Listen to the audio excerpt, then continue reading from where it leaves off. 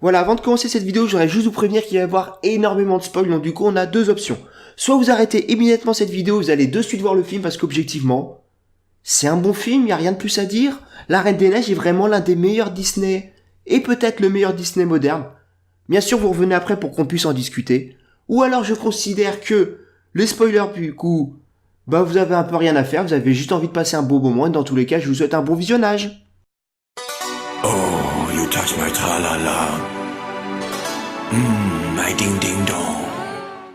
Salut les potos! Aujourd'hui on va vous parler du 53e grand classique Disney sorti en 2013, La Reine des Neiges, un film très librement inspiré du conte homonyme de Hans Christian Andersen publié lui en 1844. Le film La Reine des Neiges est co-réalisé et scénarisé par Jennifer Lee, scénariste de Monde de Ralph. Jennifer Lee aura son importance car si finalement c'est son film à elle, même si elle n'a que co-réalisé, ça reste son film à elle. Et, détail très important, elle va canoniser finalement le nom de Hans, qui ne sera pas uniquement Hans des îles du Sud, mais bien Hans Westergaard, et réalisé de même par Chris Buck, qu'on connaît comme réalisateur du film Tarzan, sorti en 1999. Chris Buck aura son importance car il va officialiser le fait que les films Tarzan et La Reine des Neiges sont liés par les parents.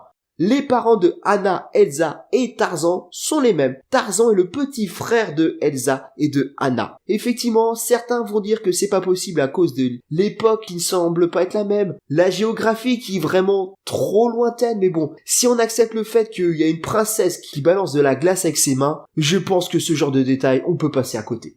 Aujourd'hui, on ne va pas parler du film en soi, mais uniquement de Hans. Hans, personnage principal du film, dans le sens où finalement, tout tourne autour de Hans, qu'on le veuille ou non, et c'est même pour ça au début que j'ai pas aimé le film. Enfin, je l'ai pas aimé. Je l'ai pas vraiment apprécié à sa juste valeur, parce qu'il y a quelque chose qui m'avait tellement déplu dans le film, et c'est fait exprès. Le traitement de Hans, finalement, c'est pas qu'on l'aime pas, c'est que c'est fait pour. Dans la première partie, on va parler de Hans finalement. Qu'est-ce qui se passe dans le film avec Hans ?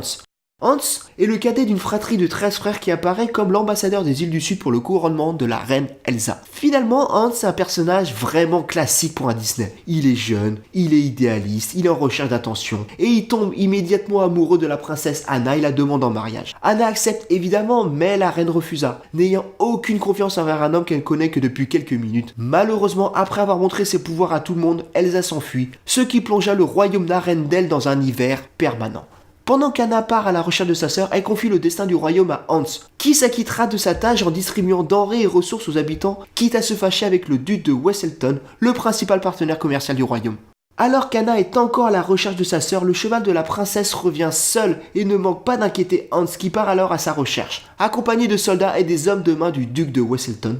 Suite à ça, le groupe ne trouve pas la princesse mais bien le palais de glace de la reine et doit faire face à Guimauve, un géant de neige et de glace créé par Elsa. Géant, quand ça arrive à mettre à terre non sans mal, et pendant ce combat, Elsa doit livrer un autre contre les hommes de main du duc qui sont là uniquement avec ordre de tuer Elsa. Hans parviendra in extremis à dévier un carreau d'arbalète, ce qui sauvera la reine et lui permettra de la ramener au château d'Arendelle.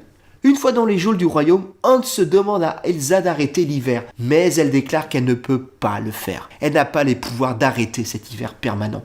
Et là, patatras, Anna revient complètement frigorifiée, demandant à Hans de l'embrasser pour conjurer le sort. Mais il déclare qu'il ne l'aime pas, et tout ce qui l'intéresse finalement, c'est le royaume. En fait, c'est simple, comme Hans est le cadet de ses 13 frères, il lui était totalement impossible de régner. C'est pour ça qu'il avait pensé à épouser la reine Elsa, mais il avait bien vu que bien d'autres s'étaient cassés les dents dessus et il avait pensé à Anna, et c'était encore sa meilleure chance de régner, et son plan a marché.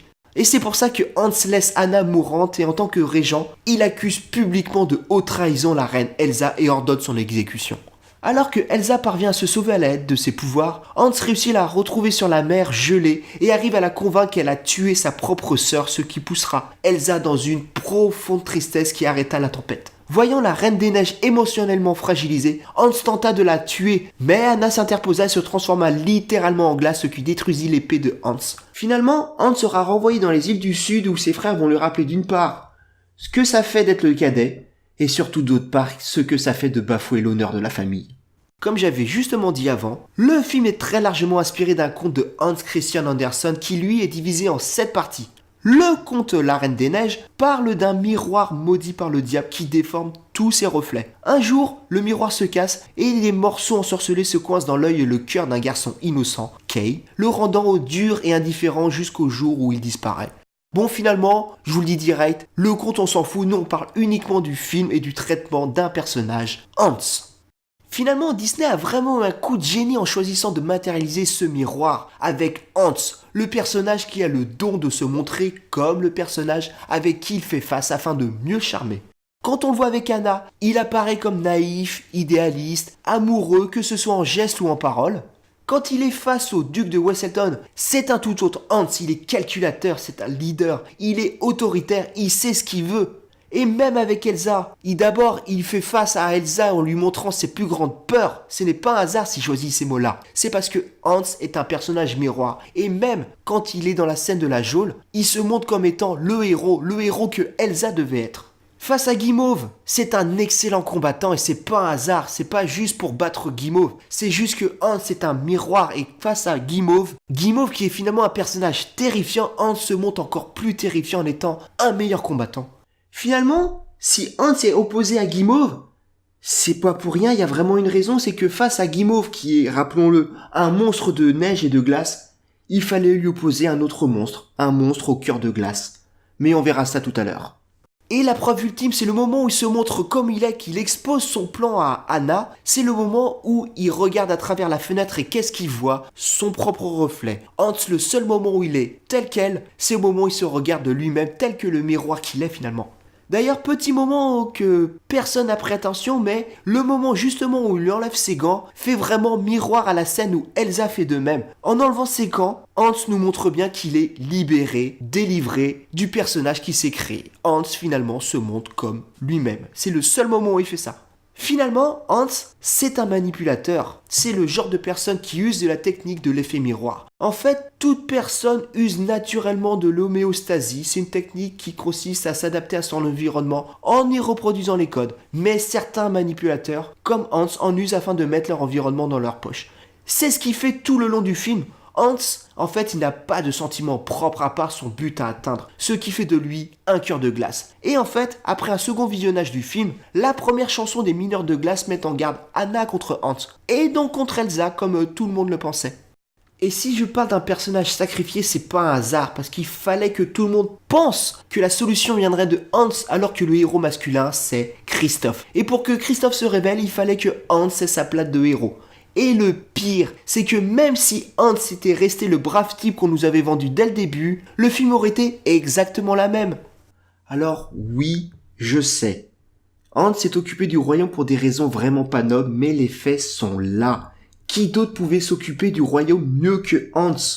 Hans en tant que régent était la meilleure personne pour le faire. De toute façon, qui pouvait s'en occuper? Le duc de Weselton? Non mais regardez de nouveau le film et regardez ce que le duc voulait faire à ce moment-là. Il a distribué les ressources du château au peuple qui en manquait cruellement. Il a tenu à ce que l'honneur de la princesse demeure. Alors oui, on peut dire ce qu'on veut, mais Hans était la meilleure personne pour faire face à cette crise. D'ailleurs, quand le commando est allé confronter Elsa dans son palais de glace, Hans aurait très bien pu laisser les hommes du duc le tuer. Mais il a fait ce qu'il fallait faire et il l'a sauvé alors que si on suit sa logique, il aurait pu laisser le carreau atteindre Elsa, ce qui le rendait immédiatement légitime pour régner sur Arendelle. D'ailleurs, dans la scène de la geôle, évidemment que Hans utilise sa technique de manipulation face à Elsa, mais les faits sont là. Il voulait vraiment que Elsa arrête l'hiver. Et c'est ça que je trouve vraiment dommage dans le traitement de Hans. Il aurait pu faire tout cela sans arrière-pensée et le film n'aurait pas changé du tout. Par exemple, dans la scène de la bibliothèque, quand Hans refuse d'embrasser Anna pour la laisser mourir, l'histoire aurait pu faire en sorte que la princesse se rende compte de son amour pour Christophe à ce moment-là, et ça n'aurait rien changé à l'histoire. D'ailleurs, dans la scène où Anna se transforme en glace, Hans aurait très bien pu tenter de tuer Elsa car il fallait mettre fin à l'hiver et encore une fois, ça n'aurait rien changé à l'histoire.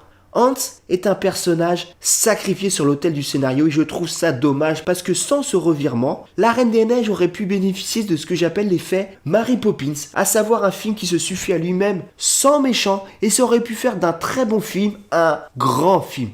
Hans est devenu un méchant car il fallait absolument un méchant. Et c'est pour ça que je voulais rendre hommage à tous ces personnages qui n'ont pas pu avoir leur destin d'origine, car les histoires racontées se doivent d'avoir une dualité entre héros et méchants. Et pourtant, malgré mon aversion pour cette idée, Disney nous a bien manipulé en introduisant le duc de Weselton en nous faisant croire qu'il serait l'antagoniste du film et pour ça je dis bravo. Oui mais bon là, Vous allez me dire, imaginons que Hans soit resté le brave gars qu'on nous a vendu dès le début. Jamais on serait souvenu de lui, il aurait été complètement osef. Bah c'est vrai, et à la place de ça, Disney en a fait un des méchants les plus mémorables dans le sens où il a manipulé tout le monde et pas seulement Arendelle. Il a aussi manipulé les gens dans le public et ça, c'est assez prodigieux quand même. C'est pas faux.